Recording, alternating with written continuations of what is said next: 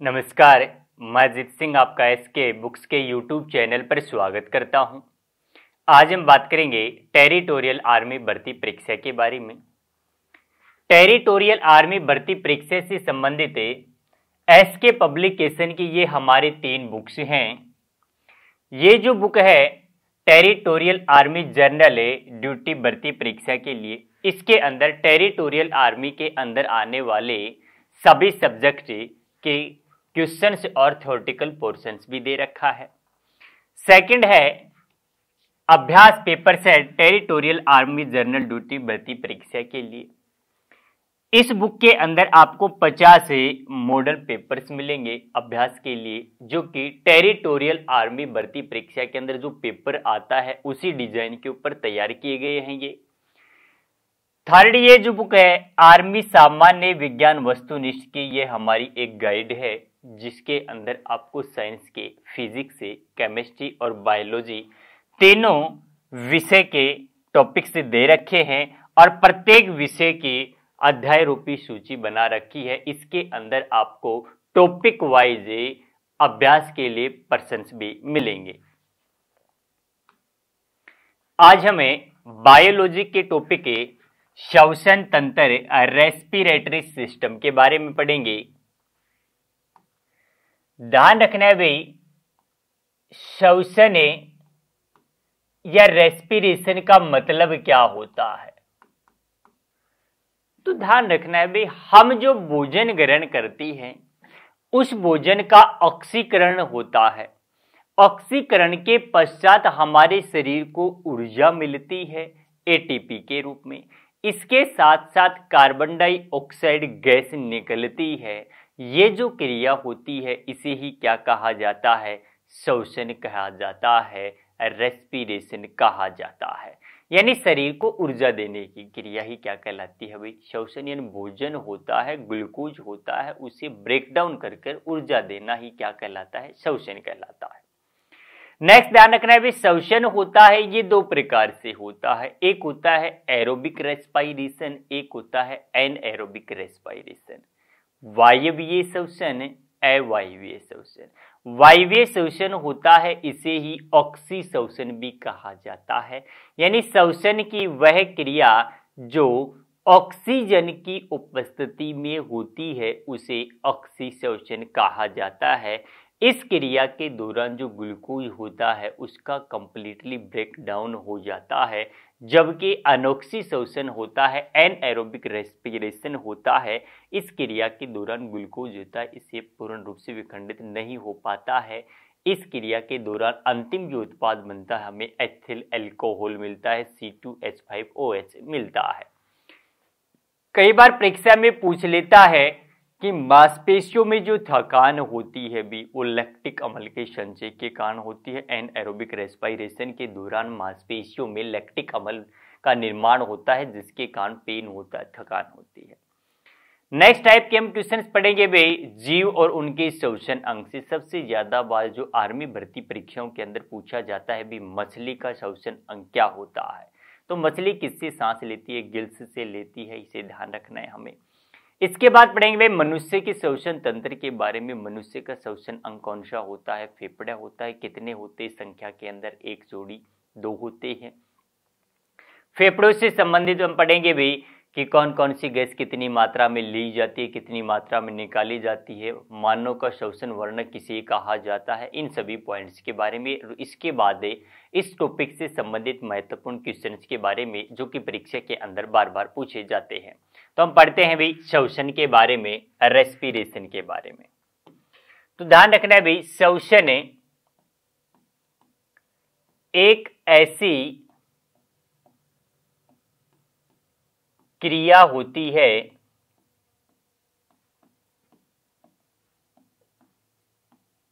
जिसके माध्यम से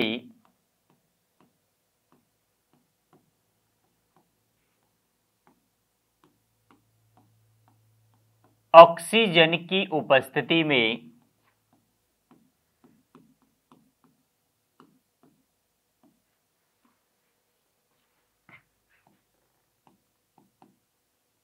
ग्लूकोज C6H12O6 या भी भोजन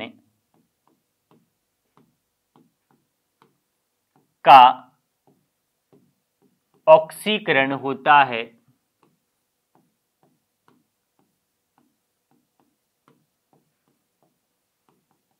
तथा हमारे शरीर को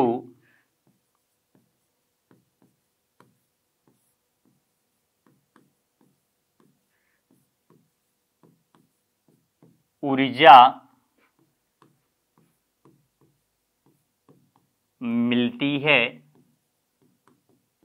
व कार्बन डाइऑक्साइड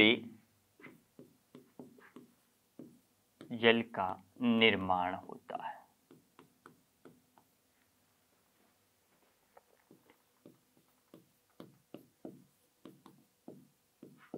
ध्यान रखना है भाई, श्वसन की जो अभिक्रिया होती है C6H12O6 किसकी प्रेजेंस में? ऑक्सीजन की प्रेजेंस के अंदर ग्लूकोज का ब्रेकडाउन होता है और ये कार्बन डाइऑक्साइड और जल होता है,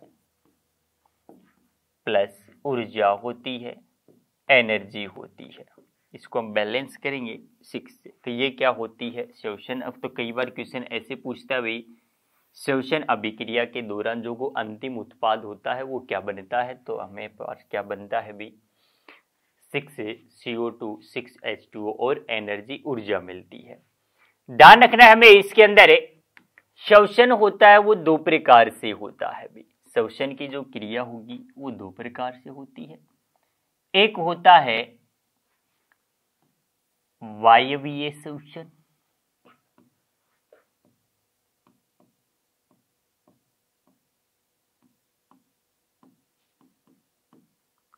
इसे ही कहा जाता है भी ऑक्सी श्वसन, एरोबिक रेस्पिरेशन।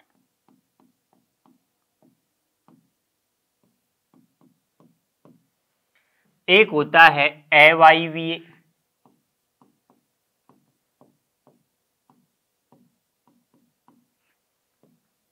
एनएरोबिक या अनऑक्सी श्वसन।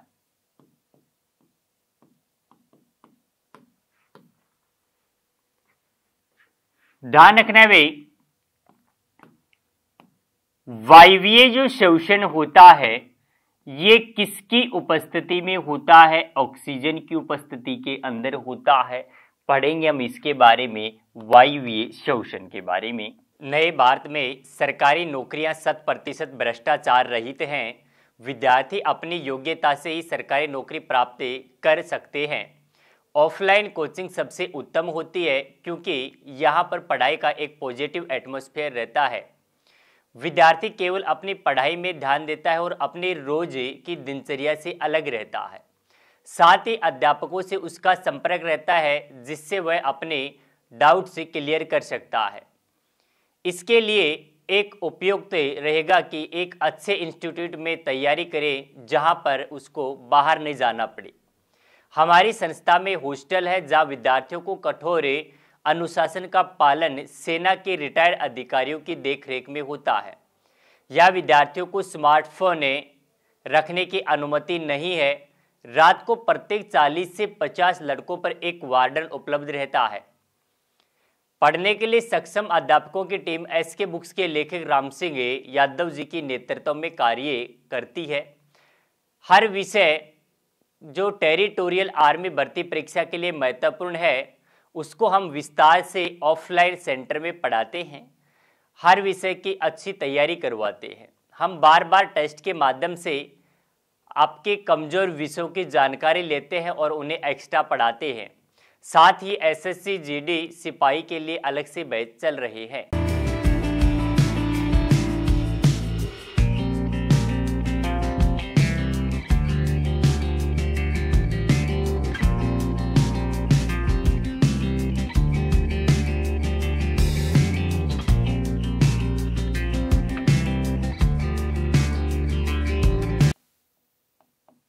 वायवीय ऑक्सी श्वसन।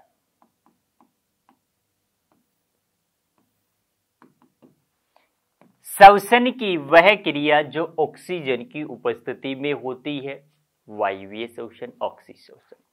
प्रश्न पूछे भी श्वसन की किस क्रिया के दौरान जो ग्लूकोज होता है वह पूर्ण रूप से टूट जाता है, वायवीय ऑक्सीश्वसन।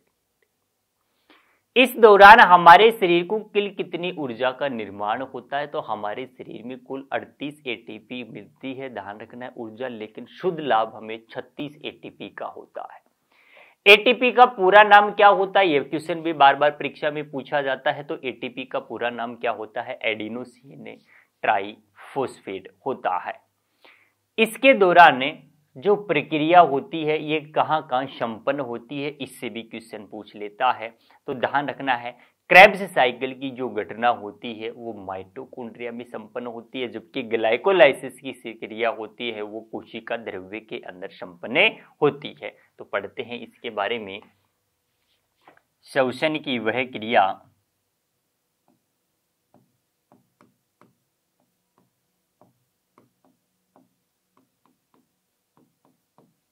जो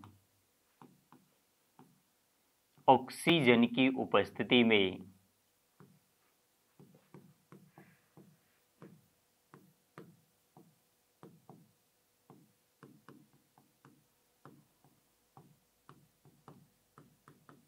होती है उसे ही क्या कहा जाता है भी, वायवीय ऑक्सीश्वसन। यानी कि C6H12O6 किसकी प्रेजेंस में, ऑक्सीजन की प्रेजेंस में किसका निर्माण होता है भाई, कार्बन डाइऑक्साइड का 6H2O और ऊर्जा। अब इस दौरान कुल जो ऊर्जा बनती है वो कितनी बनती है, तो हमें ध्यान रखना है भाई टोटल जो एनर्जी होती है वो कितनी बनती है, 38 एटीपी, लेकिन हमें शुद्ध जो लाभ मिलता है वो कितना मिलता है, शुद्ध लाभ 36 एटीपी का। तो प्रश्न पूछ लेता है एटीपी से, एटीपी का पूरा नाम क्या होता है, तो एटीपी का पूरा नाम क्या होगा भी, एडिनोसिन ट्राइफॉस्फेट।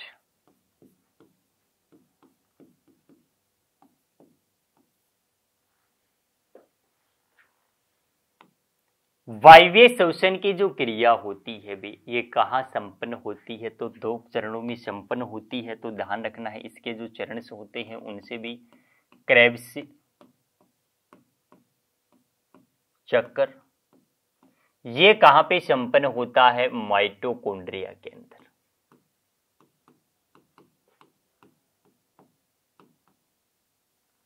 सेकंड प्रक्रिया होती है भी ग्लाइकोलाइसिस,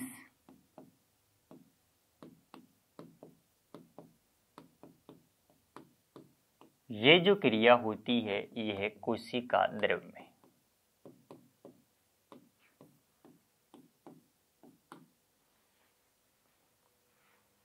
सेकंड हम पढ़ते हैं भाई अवायवीय श्वसन, अनऑक्सी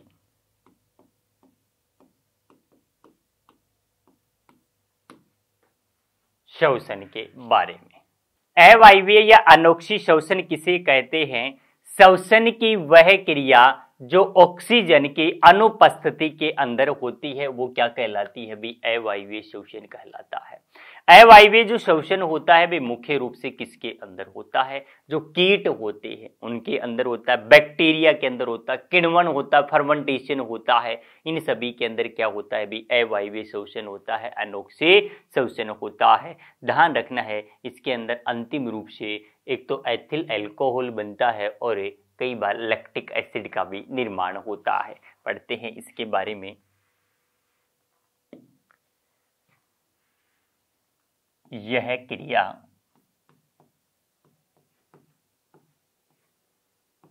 ऑक्सीजन की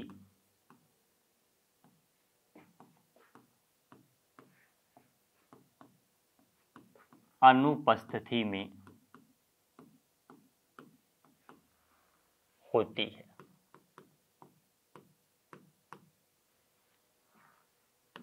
यानी कि जो ग्लूकोज होता है C6H12O6 होता है, ये बगैर ऑक्सीजन के ही टूटता है। और किसके अंदर टूटता है? तो ध्यान रखना है भी, C2H5OH, ये क्या होता है? Ethyl alcohol. कई बार इससे पूछ लेता है भी, एथिल अल्कोहल का सूत्र क्या होता है? प्लस किसका निर्माण होता है? कार्बन डाइऑक्साइड का, और ऊर्जा का निर्माण होता है। ध्यान रखना है भाई, इस दौरान ऊर्जा कितनी बनी, कुल ऊर्जा कितनी बनती है इस दौरान? तो कुल ऊर्जा कितनी बनेगी? 2 ATP ऊर्जा का निर्माण होता है। ये जो क्रिया होती है ये किसके अंदर संपन्न होती है? तो ध्यान रखना है भाई, कीट के अंदर, बैक्टीरिया के अंदर, इसके अलावा जीवाणुओं के अंदर। कई बार बैक्टीरिया की जगह आपको जीवाणु लिखा मिलता है, ध्यान रखना है भी।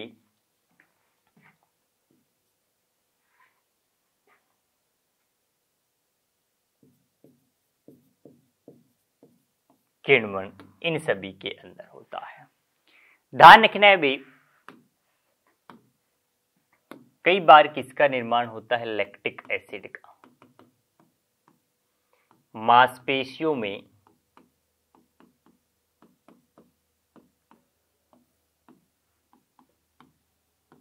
थकान लैक्टिक अम्ल के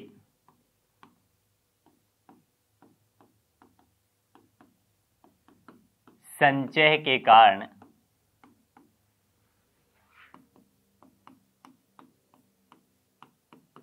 होती है। लास्ट ईयर क्या पूछ लिया इसके अंदर है कि अधिक मात्रा में शारीरिक श्रम करने के कारण मांसपेशियों में जो दर्द होता है वो किसके कारण होता है? लैक्टिक अम्ल के संचय के कारण होता है।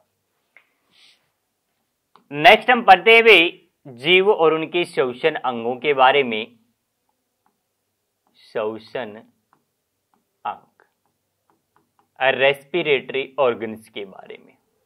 तो ध्यान रखने भाई, हमारी परीक्षा की दृष्टि से कौन कौन से जीव होते हैं उनके श्वसन अंग ज्यादातर पूछे जाते हैं। तो ध्यान रखना, मेंढक का पूछ लेता है, मेंढक का श्वसन अंग। मेंढक ध्यान रखना है भी 3 तरह से श्वसन की क्रिया करता है।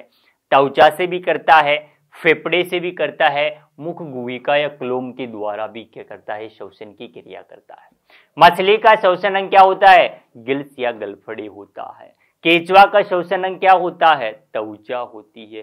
पेड़ पौधों के अंदर पूछे भी पत्तियां होती है। जीवाणुओं के अंदर मीजोसोम होता है। मनुष्य के अंदर, पशुओं के अंदर, पक्षियों के अंदर क्या होगा भी? फेफड़े होते हैं। बिच्छू के अंदर बुक लंग्स होते हैं। इन सभी पॉइंट्स के हमें ध्यान रखना है। तो सबसे पहले हमें ध्यान रखना है भी, जीव और इनके श्वसन अंग से संबंधित है मनुष्य, पक्षी, पशु, इन सभी का जो श्वसन अंग होता है वो क्या होगा भी? फेफड़े। मेंढक का श्वसन अंग क्या होता है? तो मेंढक का श्वसन अंग कौन सा होगा भी? 3 तरह से करता है मेंढक। त्वचा से भी करता है, फेफड़े से भी करता है, इसके अलावा मुख गुहा से भी करता है भी। मछली होगा, इसका श्वसन अंग क्या होता है? गिल्स, गलफड़ी।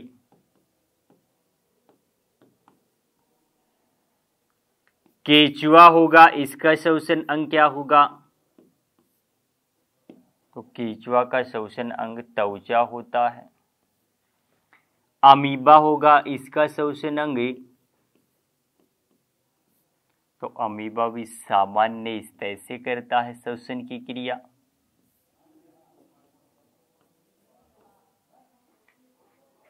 इसके अलावा हमें ध्यान रखना है भी, जो कीट होते हैं, बिच्छू होता है, इन सभी में भी। तो कीट का श्वसन अंग क्या होगा? ट्रैकिया होता है, श्वास नली होता है। बिच्छू के अंदर बुकलंग्स, पुस्तक फेफड़े,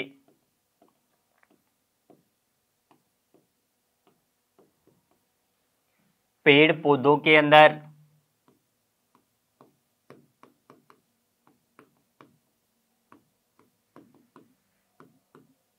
पत्तियां, जीवाणु में,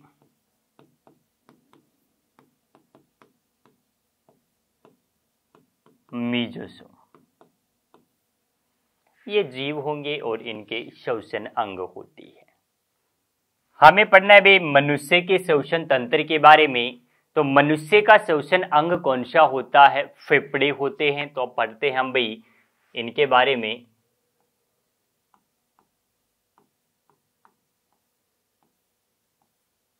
फेफड़ों के बारे में क्वेश्चन पूछे भी, फेफड़ों का अध्ययन क्या कहलाता है? फेफड़ों का अध्ययन पुल्मोनोलॉजी कहलाता है। फेफड़ों के चारों ओर झिल्ली कौन सी पाई जाती है? प्लूरल झिल्ली पाई जाती है। फेफड़े संख्या में कितने होते हैं? एक जोड़ी, 2 होते हैं। ध्यान रखना है भी फेफड़ों की मुख्य इकाई जहां पे गैस से एक्सचेंज होती है वो क्या कहलाती है? कोपी इकाई कहलाती है, एल्वोलाइजे कहलाती है। इसके बाद हम पढ़ेंगे भी ट्रैकिया के बारे में। ट्रैकिया के बाद हम पढ़ेंगे भी सांस लेने की जो क्रिया होती है, ब्रीथिंग की होती है, उसके बारे में कि कितनी % गैस ली जाती है, कितनी % गैस बाहर निकाली जाती है। इसके अलावा हमें पढ़ना है कि श्वसन की जो क्रिया होती है इसके दौरान जो फेफड़े होंगे भी इनकी गति को नियंत्रण कौन करता है? डायाफ्राम करता है। किसका बना होता है? वो कार्टिलेज का बना हुआ होता है। श्वास नली होती है, इसकी लंबाई कितनी होती है? इसके अलावा हमें पढ़ना है भी श्वास नली के अंदर सी आकार के जो छल्ले होते हैं इनके बारे में। एक सामान्य स्वस्थ व्यक्ति की श्वसन दर कितनी होती है? श्वसन दर किस यंत्र के द्वारा मापा जाता है? इन सभी के बारे में। तो मनुष्य का जो श्वसन अंग होता है वो क्या होता है भी? फेफड़े होते हैं। ध्यान रखना है भी मनुष्य के अंदर श्वसन की जो क्रिया होती है उसकी शुरुआत कहाँ से होती है? तो मानव जो श्वसन होगा भी इसकी शुरुआत कहाँ से होती है? नाक से होती है। और इसी के अंदर ध्यान रखना है भी नेजल कैविटी होती है नाक के अंदर। और नेजल जो कैविटी होगी और बेकल कैविटी, ध्यान रखना है भी दोनों जिस स्थान पर एक दूसरे को क्रॉस करते हैं उसे क्या कहा जाता है? नेजल कैविटी और बेकल कैविटी का कॉमन जो पथ होता है उसे ही फेरिंग्स कहा जाता है। ध्यान रखना है मनुष्य के अंदर जो श्वसन की क्रिया नाक से शुरुआत हुई थी और मुख वाला जो हिस्सा होता है यहां से आहार नाल होता है, इसकी शुरुआत होती है। ये जो कॉमन पथ होता है इसे ग्रेसनी कहते हैं, फेरिंग्स कहते हैं। ये क्या होगा भी? नासा गुहा होती है। तो क्वेश्चन पूछे भी श्वसन की जो शुरुआत होता है प्रथम चरण कहाँ से होता है? नाक से होता है। वायु को छानने का कार्य कौन करता है? हमारा नाक करता है। ग्रेसनी होगा। यहीं पे क्या पाया जाता है भी? मानव शरीर का साउंड बॉक्स पाया जाता है, जिसे साउंड बॉक्स जिसे ही क्या कहा जाता है भी? लैरिंग्स कहा जाता है।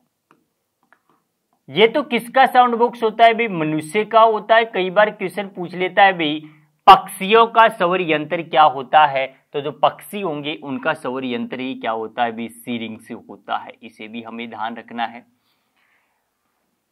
ट्रेकिया होता है भी, इसकी लंबाई कितनी होती है? ये जो ट्रेकिया होगा इसके अंदर सी आकार के छल्ले पाए जाते हैं और इसकी जो लंबाई होती है वो कितनी होती है? 10 से 12 सेंटीमीटर होती है। और ये जो ट्रेकिया होता है ये किस में जाके आगे खुलता है भी? हमारे फेफड़ों के अंदर आगे जाकर खुलता है। और इसी के अंदर क्या होगा भी? आगे चलकर विभाजन होता जाता है। प्राइमरी होगा, द्वितीय होगा, तृतीय विभाजन होगा, अंतिम जो विभाजन होता है यहीं पे क्या पाया जाता है भी? यहाँ पे फेफड़ों की मुख्य इकाई होती है, कुप्पिकाएं होती हैं, एल्वोलाइज होती हैं, जहां से क्या होता है भी? गैसों का एक्सचेंज होता है। कौन सा फेफड़ा होता है जो साइज के अंदर बड़ा होता है? तो ध्यान रखना है भी, राइट वाला जो फेफड़ा होता है ये साइज में बड़ा होता है, जबकि लेफ्ट वाला जो फेफड़ा होता है ये साइज के अंदर छोटा होता है, क्योंकि यहाँ पर हमारा हार्ट होता है वो धंसा हुआ होता है भाई। फेफड़ों के चारों ओर जो झिल्ली होती है वो कौन सी पाई जाती है? तो फेफड़ों के चारों ओर झिल्ली कौन सी होती है? प्लूरल झिल्ली होती है, जो कि फेफड़ों के चारों ओर पाई जाती है। तो ध्यान रखना है भाई, हमें कुछ पॉइंट से यहां से श्वसन की जो शुरुआत होती है नाक से, तो वायु को छानने का कार्य, छानने का जो कार्य होता है वो कौन करते हैं? हमारे नाक करते हैं। उसके बाद जो ग्रिसनी होती है भाई, श्वसन या भी नासा गुहा, श्वास नली वाला, वह भोजन नली,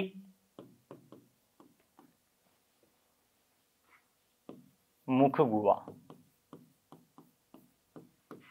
का कोमन भाग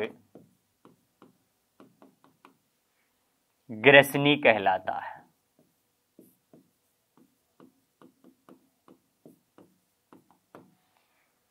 मानव शरीर का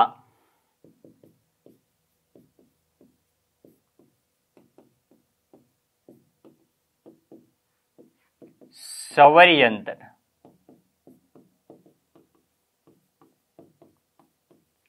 लैरिंग से, और साथ के साथ हमें पक्षी का भी याद रखना है भी, इनका क्या होगा?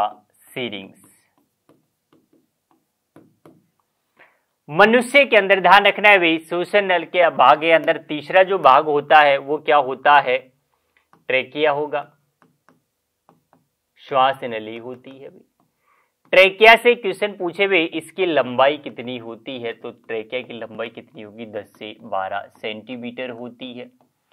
ट्रेकिया के अंदर सी आकार के जो छल्ले पाए जाते हैं भी, वो किसके बने होते हैं? उपास्थि के बने हुए होते हैं। ये क्या करते हैं? श्वास नली होती है, इसे पिचकने से रोकने का कार्य कौन करते हैं भाई? सी आकार के ये छल्ले होते हैं, ये करते हैं। इनकी संख्या पूछे तो कितनी होती है? अभी लगभग 15 से 20 होती है। फेफड़े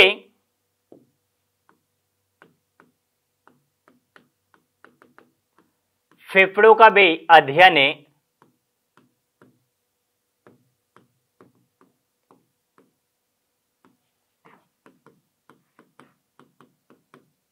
पल्मोनोलॉजी कहलाता है। नेक्स्ट इसके अंदर हमें ध्यान रखना है भी, इनकी संख्या कितनी होती है? एक जोड़ी होती है, एक जोड़ी, दो होते हैं। फेफड़ों के चारों ओर पाए जाने वाली झिल्ली कौन सी होती है? तो झिल्ली कौन सी होगी भी? प्लूरल झिल्ली होती है। कई बार इसकी जगह सीधा लिखा मिलता है भी प्लूरा। फेफड़ों के अंदर पूछे भी बड़ा कौन सा होता है? तो बड़ा फेफड़ा कौन सा होगा भी? दायां होता है। इसके अंदर 3 लोब्स पाए जाते हैं। छोटा फेफड़ा पूछे तो कौन सा हो जाएगा भी? बायां होता है। इसके अंदर कितने लोब पाए जाते हैं? 2 पालियां, 2 लोब्स पाए जाते हैं। फेफड़ों की मुख्य इकाई क्या होती है? तो इनकी मूल इकाई या भी मुख्य इकाई क्या होगी?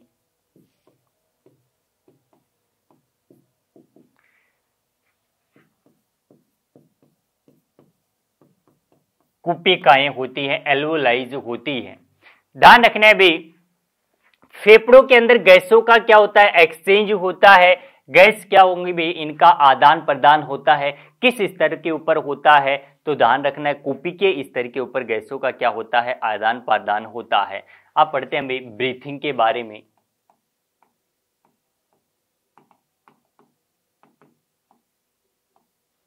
एक होता है भी इनहेलेशन, एक होता है भी एक्सहेलेशन। इनहेलेशन एक्सहेलेशन क्या कहलाता है भी? हम वायु को अंदर ग्रहण करते हैं, वापस बाहर निकालते हैं। तो नाइट्रोजन होगी भी श्वास लेना, और ये होता है भी श्वास छोड़ना।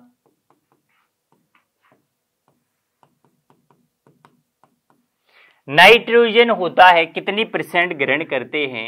तो नाइट्रोजन होगा भाई 78% है, वापस कितना छोड़ देते हैं हम 78%। इसके अलावा ऑक्सीजन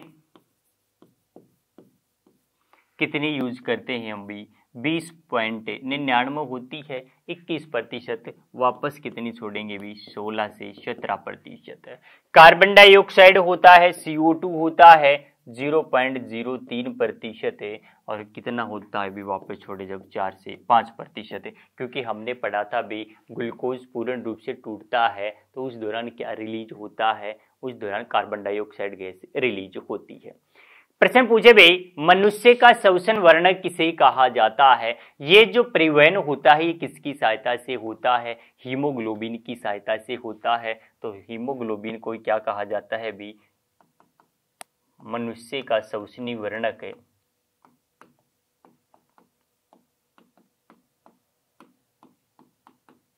वर्णक किसे कहा जाता है भी? हीमोग्लोबिन को कहा जाता है, HB को कहा जाता है। एक सामान्य स्वस्थ व्यक्ति होगा, एक श्वसन जो दर्द होती है भी ये कितनी होती है? तो श्वसन जो दर होगी, ध्यान रखना है, ये कितनी होती है?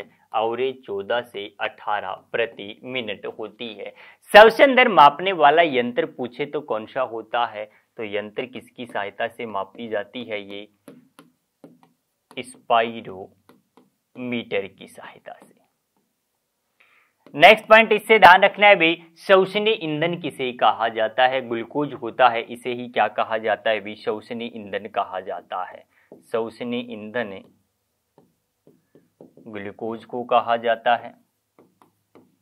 इसके अलावा कई बार एक प्रश्न पूछ लेता है भी श्वसनीय आयतन कितना होता है, टाइडल वॉल्यूम कितना होता है? तो ध्यान रखना भी टाइडल जो आयतन होता है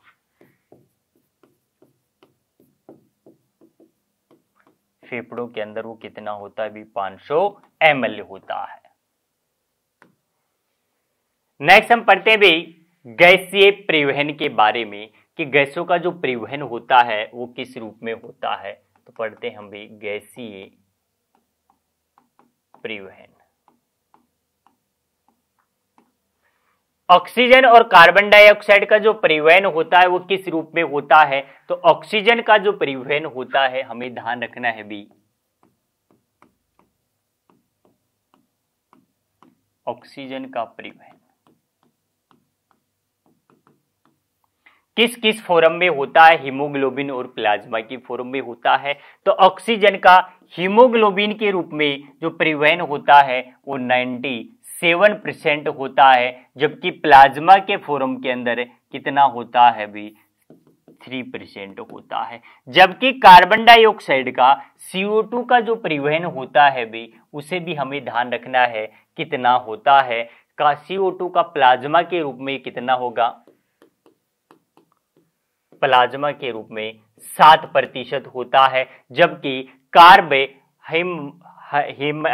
एमिनो हीमोग्लोबिन के रूप में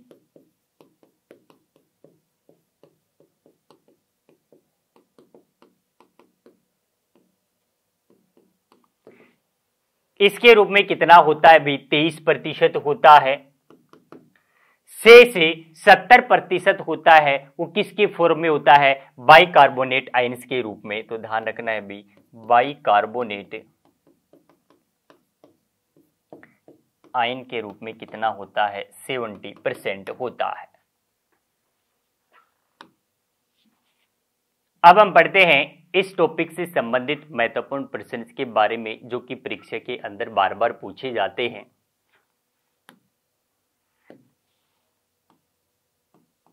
मछली का श्वसन अंग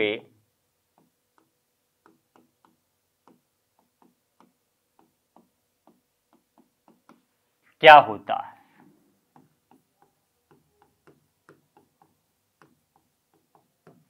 तो भी मछली का जो श्वसन अंग होता है वो क्या होता है? गिल्स होते हैं, गलफड़े होते हैं।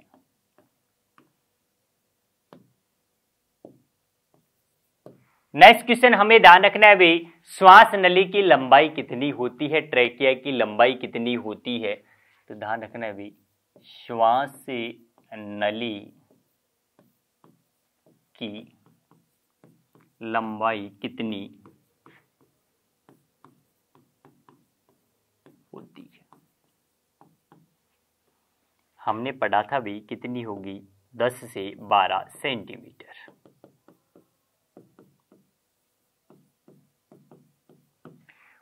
प्रश्न पूछे भी वायुमंडल में नाइट्रोजन की मात्रा कितनी होती है? तो ध्यान रखना है भाई, वायुमंडल में नाइट्रोजन की मात्रा कितनी हो जाएगी? 78%। वायुमंडल में नाइट्रोजन की मात्रा कितनी होती है? तो इसका आंसर क्या हो जाएगा?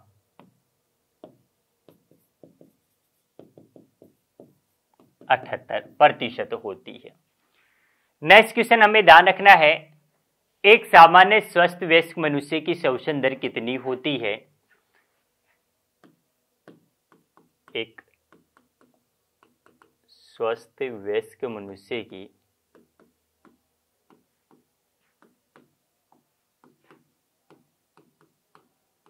श्वसन दर कितनी होती है? तो भी श्वसन दर कितनी होती है? एक सामान्य स्वस्थ व्यक्ति 1 मिनट में कितनी बार सांस लेता है? तो हमने पढ़ा था भी 14 से 18 प्रति मिनट होता है। सोते समय जो श्वसन दर होती है वो क्या हो जाती है भी? घट जाती है, कम हो जाती है। नेक्स्ट पर्सन हमें ध्यान रखना है भाई, मांसपेशियों में थकान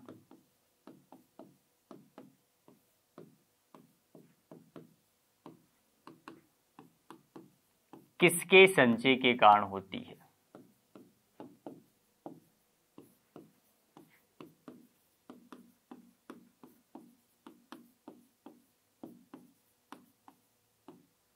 तो मांसपेशियों में जो पेन होता है भी, थकान होती है, ये किसके संचय के कारण होती है? लैक्टिक अम्ल के संचय के कारण। तो इसका आंसर क्या होगा अभी? लैक्टिक अम्ल। प्रश्न पूछे भी एटीपी का पूरा नाम क्या होता है? तो ध्यान रखना है हमें, एटीपी का पूरा नाम क्या होता है? इसका आंसर क्या हो जाएगा?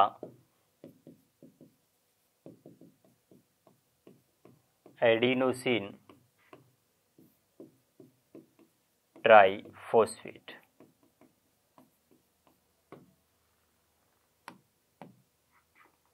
क्वेश्चन पूछे भाई, मनुष्य का कौन सा फेफड़ा बड़ा होता है?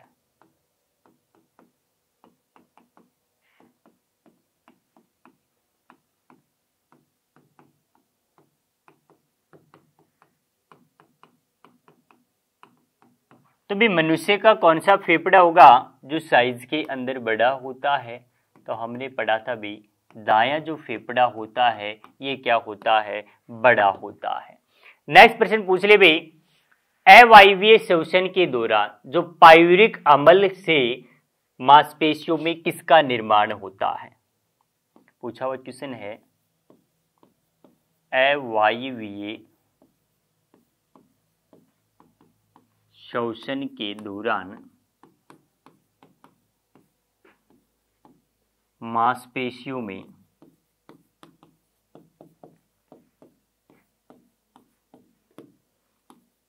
पायूरिक अम्ल से खाली स्थान का निर्माण होता है। इसका आंसर क्या हो जाएगा? लैक्टिक अम्ल।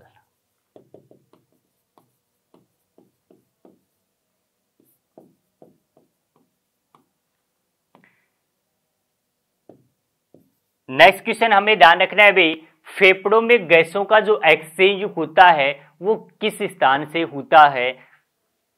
प्रश्न ध्यान रखना है भाई, फेफड़ों में गैसों का आदान प्रदान किस स्थल से होता है? तो इसका आंसर क्या हो जाएगा भाई? कुप्यिकाओं से।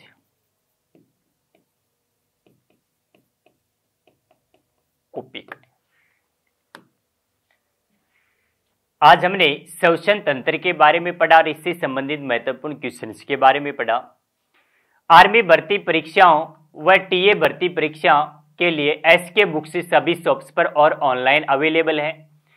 अगर आप ऑनलाइन परचेज करना चाहते हैं तो इसका लिंक नीचे डिस्क्रिप्शन बॉक्स में अवेलेबल है।